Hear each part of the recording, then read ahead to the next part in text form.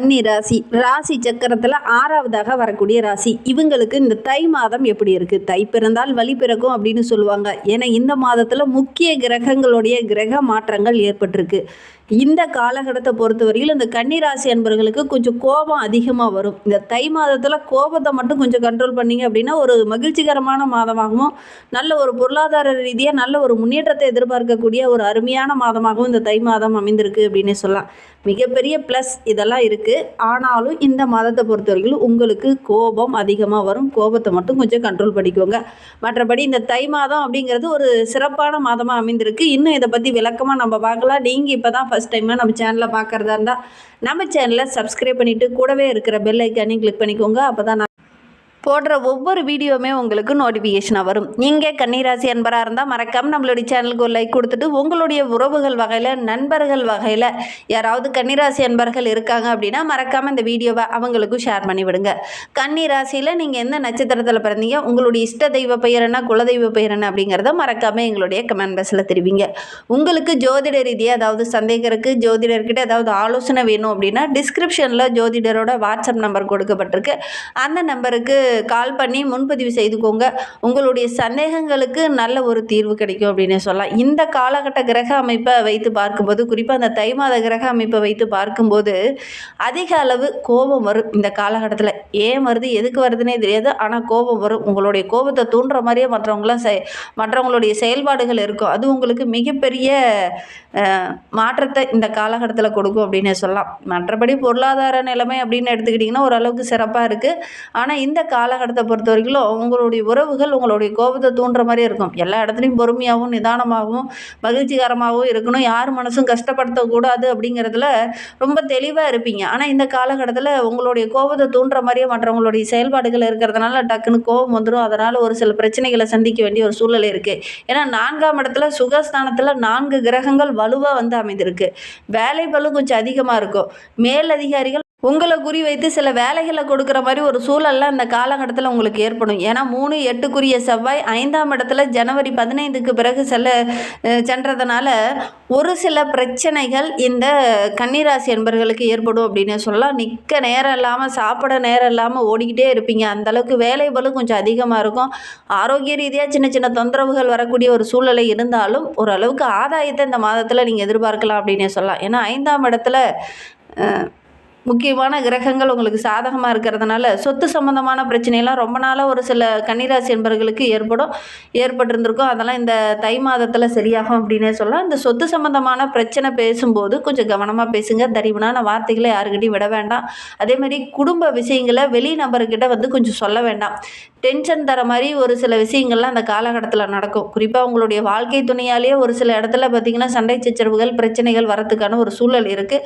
மற்றவங்க முன்னாடி உங்களை குறையாக சொல்லிடுவாங்க. அதுவும் உங்களுக்கு ஒரு சில இடத்துல மன வருத்தத்தை கொடுக்கும் அப்படின்னு சொல்லலாம். சொத்து சார்ந்த பிரச்சனைகள் இந்த காலகட்டத்தில் கொஞ்சம் வரும். அதே மாதிரி சொத்து சம்மந்தமான பிரச்சனை ஒரு முடிவுக்கும் வரக்கூடிய காலகட்டமாக இந்த தை மாதம் அமைந்திருக்கு அப்படின்னே சொல்லலாம். இந்த சொத்து சம்மந்தமான பிரச்சனை இந்த தை மாதத்தில் ஒரு விடுவு காலம் பிறக்க போகுது இந்த கன்னிராசி என்பர்களுக்கு அப்படின்னே சொல்லலாம். இந்த முக்கியமான ஆவணங்கள்லாம் இருக்குது அப்படின்னா அதெல்லாம் பத்திரமா வச்சுக்கோங்க. அதே மாதிரி சொத்து சம்மந்தமான பிரச்சனையில் இருக்கிறவங்க இந்த ஆவணங்களை நல்லா படித்து பார்த்துட்டு அதுக்கப்புறம் நீங்கள் கையெழுத்து போடுங்க. இல்லை அப்படின்னா தேவையில்லாத இழப்புகளை ஒரு இடத்துல சந்திக்க வேண்டிய ஒரு சூழ்நிலையில் இருக்குது. நண்பர்களால் கொஞ்சம் பிரச்சனை வர்றதுக்கான சூழல் ஏற்படும். ஏன்னா 1-10 கூடியவர் வந்து 5ஆம் இடத்திற்கு செல்ல இருக்கிறார். அதனால் தொழிலில் ஓரளவுக்கு முன்னேற்றம் இருக்கும். நல்ல நல்ல யோகமான பலன்கள்லாம் கிடைக்கும். பெரிய விஷயங்கள் கூட ரொம்ப சாதாரணமாக செய்து முடிச்சுட்டு பாராட்டு பெறக்கூடிய அமைப்பெல்லாம் இந்த கன்னிராசி என்பர்களுக்கு இருக்குது. அடுத்த கட்டத்தை பார்க்கும்போது ஒரு சில விஷயங்கள் டென்ஷன் படுத்துகிற மாதிரியே ஒரு சில விஷயங்கள் நடக்கும். அது உங்களுக்கு ஒரு சில மன வருத்தத்தை கொடுக்கும் அப்படின்னே சொல்ல. அதனால் கொஞ்சம் கவனமாக செயல்படுங்க. இந்த தை மாதத்தில் வேலை இல்லாமல் இருக்கிறவங்க கொஞ்சம் முயற்சி பண்ணிங்க அப்படின்னா நல்ல ஒரு வேலை கிடைக்கக்கூடிய யோகம் இருக்குது. குறிப்பாக ஜூன் மாதத்துலேருந்து ஒரு சிலருக்கு நல்ல வேலை கிடைச்சிருக்கும். ஒரு சிலருக்கு பார்த்திங்கன்னா சின்ன சின்ன வாய்ப்புகள் தள்ளி போயிட்டே இருந்திருக்கும். வேலை கிடைச்சிச்சு ஆனால் பதவி உயர்வோ உங்களுக்கு போதுமான சம்பளமோ கிடைக்காம இருந்திருக்கும். ஆனால் இந்த காலகட்டத்தை பொறுத்தவரைக்கும் குறிப்பாக அந்த ஜனவரி மாதத்துக்கு அப்புறமே உங்களுடைய வாழ்க்கை பார்த்தாலே ஒரு பிரகாசமாக தெரியும் அப்படின்னே சொல்லலாம். குரு பகவான் நல்ல நல்ல வாய்ப்புகளை கொடுப்பார். அதனால் வாய்ப்புகளை கரெக்டாக பயன்படுத்திக்கோங்க. லைஃப்பில் நல்ல ஒரு முன்னேற்றத்தை வருகின்ற நாட்களில் இந்த கன்னிராசி என்பர்கள் எதிர்பார்க்கலாம் அப்படின்னே சொல்லலாம். ஏன்னா கன்னிராசிக்கு 7ஆம் இடத்துல சனி பகவான் இருக்கிறதுனால காதல் விவகாரங்களில் இருக்கிறவங்களுக்கெல்லாம் நல்ல ஒரு திருமண யோகம் கூடி வரப்போகுது.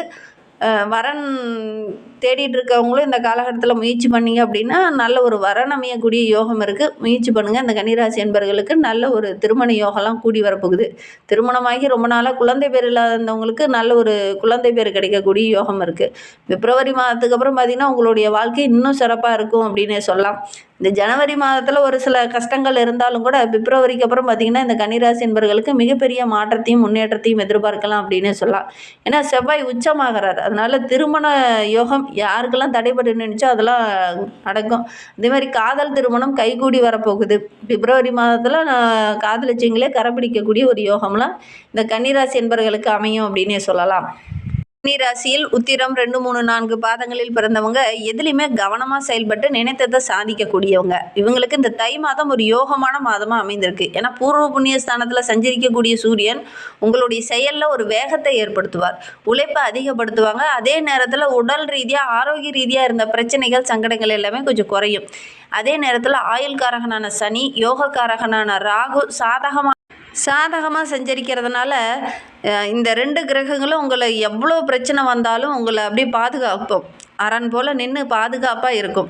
அதேமாதிரி ஆரோக்கிய ரீதியாக சின்ன சின்ன தொந்தரவுகள் வந்தாலும் பெரிய பாதிப்பு எதுவும் ஏற்படாது. குடும்பத்தில் சின்ன சின்ன பிரச்சனைகள் வரும். இருந்தாலும் இந்த சமாளிக்கக்கூடிய திறனுள்ள ஒரு நபராக இந்த உத்திரம் நட்சத்திரக்காரங்க வருகின்ற நாட்களில் வர போகிறீங்க. வேலையில் ஒரு சிலருக்கு சின்ன சின்ன நெருக்கடிகள் இருக்கும். வேலையை கரெக்டாக செய்ய முடியாத ஒரு சூழ்நிலையில் இருக்கும். கொஞ்சம் தள்ளி போயிட்டே இருந்திருக்கும். அதெல்லாம் இந்த பிப்ரவரி 7ஆம் தேதிக்குள்ளே கரெக்டாக முடிச்சுட்டு நல்ல ஒரு பாராட்டு பெறக்கூடிய ஒரு யோகமான மாதமாக அந்த தை மாதம் உங்களுக்கு அமைந்திருக்கு அப்படின்னே சொல்லலாம். புதிய வண்டி வாகனம் வாங்கக்கூடிய யோகம் இருக்குது. மாத ஸ்டார்டிங்கில் கொஞ்சம் கஷ்டம் இருக்கும், பிரச்சனை இருக்கும். பிற்பகுதி ரொம்ப சிறப்பாக இருக்குது அப்படின்னு சொல்லலாம். புதிய சொத்து வண்டி வாகனம் வாங்கக்கூடிய அமைப்பு இருக்குது. எடுக்கிற காரியம் ஓரளவுக்கு சக்ஸஸாக முடியும். வருமானத்தில் எந்த ஒரு குறைவும் இருக்காது அப்படின்னே சொல்லலாம்.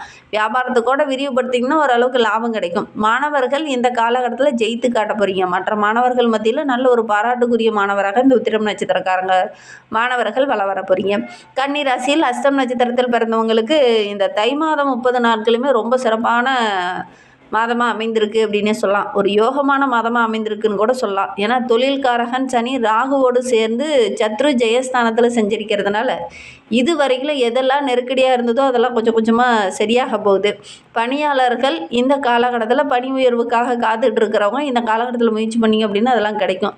மேலதிகாரியோட அன்பு ஆதரவெல்லாம் கிடைக்கும். தனியார் நிறுவனங்களில் பணிபுரியவங்களுக்கு கூட நல்ல ஒரு முன்னேற்றத்தை இந்த காலகட்டத்தில் எதிர்பார்க்கலாம். சின்ன சின்ன சலுகைகள் கிடைக்கும். வேலை பளு கொஞ்சம் அதிகமாக இருக்கும். அதோடு கூட நல்ல ஒரு முன்னேற்றம், பொருளாதார ரீதியாக நல்ல ஒரு வளர்ச்சியே வருகின்ற நாட்களில் இந்த அஸ்தம் நட்சத்திரக்காரங்க எதிர்பார்க்கலாம் அப்படின்னே சொல்லலாம். ஏன்னா விரயஸ்தானத்தில் கேதும், பூர்வ புண்ணியஸ்தானத்தில் சூரியன், செவ்வாய் போன்ற கிரகங்கள் இருக்கிறதுனால வரவு ஒரு பக்கம் இருந்தாலும் கூட செலவுகள் கொஞ்சம் அதிகமாகும். கவனமாக திட்டமிட்டு ஒவ்வொரு விஷயத்தையும் செலவு செஞ்சீங்க அப்படின்னா ஓரளவுக்கு வருமானத்தை நீங்கள் எதிர்பார்க்கலாம். குழந்தைகளுடைய ஆரோக்கிய விஷயத்தில் கொஞ்சம் கவனமாக இருங்க. திடீர்னு சின்ன சின்ன செலவுகள் வரத்துக்கான ஒரு சூழ்நிலை இருக்குது. அதனால் குழந்தைங்களோட ஆரோக்கிய விஷயத்தில் கொஞ்சம் கவனமாக இருங்க. ஆரோக்கியமான உணவுகளை எடுத்துக்கிறது இன்னும் நல்ல ஒரு பலனை பெற்றுத்தரும். சித்திரை 1, 2 மாதங்களில் பிறந்தவங்களுக்கு இந்த தை மாதம் 30 நாட்களுமே நின்று நிதானமாக செயல்படக்கூடிய ஒரு மாதமாக அமைந்திருக்கு. ஒவ்வொரு விஷயத்துலையும் கவனமாக தான் இருக்கணும். அவசரப்பட்டு தடிமனான வார்த்தைகளை பேசுவீங்க. ஏன்னா உங்களுடைய ராசிக்கு 3, 8 செவ்வாய் 5ஆம் இடத்துல உச்சமாக சஞ்சரிக்கிறார். வேலையில் கொஞ்சம் கவனமாக இருக்கணும். இல்லை அப்படின்னா தேவையில்லாத இடர்பாடுகளை சந்திக்க வேண்டிய ஒரு சூழ்நிலை இருக்குது. மற்றவங்களை நம்பி பொறுப்புகளை ஒப்படைக்க வேண்டாம். அப்படி பொறுப்புகளை ஒப்படைச்சிங்கன்னா அது உங்களுக்கு ஒரு சில இடத்துல கெட்ட பேர் வாங்கி கொடுத்துரும். அதனால் முடிந்த அளவுக்கு அடுத்தவங்களை நம்பி எந்த ஒரு வேலையுமே இந்த காலகட்டத்தில் இந்த சித்திரை நட்சத்திரக்காரங்க கொடுக்காம இருக்கிறது ரொம்பவும் நல்லது அப்படின்னு சொல்லலாம். இந்த நேரத்தில் சத்ரு ஜெயஸ்தானத்தில் சனி பகவானும் ராகுவும் இருக்கிறதுனால எவ்வளோ பிரச்சனை வந்தாலும் ஓரளவுக்கு அவங்க 2 கிரகங்களும் உங்களுக்கு சாதகமாக இருக்கிறதுனால நல்ல ஒரு முன்னேற்றத்தை எதிர்பார்க்கலாம். ஆரோக்கிய ரீதியாக இந்த பிரச்சனைகள் வருகின்ற நாட்களில் கொஞ்சம் கொஞ்சமாக சரியாகும். மீன் வழக்கு விவகாரங்களில் கொஞ்சம் தலையிடாமல் இருந்துக்கோங்க. போட்டியாளர்கிட்டலாம் பேசும்போது கொஞ்சம் கவனமாக பேசுங்க. தேவையில்லாத இடர்பாடுகள்லாம் வரும். கொஞ்சம் கவனமாக செயல்படுறது ரொம்பவும் நல்லது. வருமானம் ஓரளவுக்கு சிறப்பாக இருக்குது. சொத்து சம்பந்தமான பிரச்சனையெல்லாம் ஓரளவுக்கு சாதகமான முடிவு எதிர்பார்க்கலாம். பிப்ரவரி 7 வரையில் அதிர்ஷ்டகாரகன் சாதகமாக இருக்கிறதுனால கணவன் மனைவிக்கிடையே நல்ல ஒரு ஒற்றுமையை எதிர்பார்க்கலாம். புதிய வண்டி வாகனம் வாங்கக்கூடிய யோகம் இருக்குது. வெளி வட்டாரத்தில் நல்ல ஒரு மதிப்பு மரியாதையெல்லாம் இருக்கும். தடைப்பட்ட வேலையெல்லாம் டக்கு டக்குன்னு செய்து முடிச்சுட்டு நல்ல ஒரு பாராட்டு பெறக்கூடிய ஒரு யோகமான மாதமாக வருகின்ற மாதம் அமைந்திருக்கு அப்படின்னே சொல்லலாம். இன்னுமே வாழ்க்கை ரொம்ப சிறப்பாக மகிழ்ச்சிகரமாக இருக்கணும் அப்படின்னு நினைக்கிற நம்மளுடைய கன்னிராசி அன்பர்கள் லட்சுமி நரசிம்மரை வழிபட்டுட்டு வாங்க. எடுக்கிற காரியங்கள் உங்களுக்கு வெற்றியாக அமையும். உங்களுடைய நீண்ட நாள் ஆசை எல்லாமே நிறைவேறும். லட்சுமி நரசிம்மரை சனிக்கிழமையில் போய் வழிபடுங்க. அதுவும் மாலை வேலையில் வழிபடுறது நல்ல ஒரு பலனை பெற்றுத்தரும். நம்பிக்கையோடு இதை செய்யுங்க. இந்த மாதிரி பயனுள்ள தகவலை நீங்கள் தொடர்ந்து கேட்க நம்ம சேனலை சப்ஸ்கிரைப் பண்ணிக்கோங்க. கூடவே இருக்கிற பெல் ஐக்கானையும் கிளிக் பண்ணிக்கோங்க.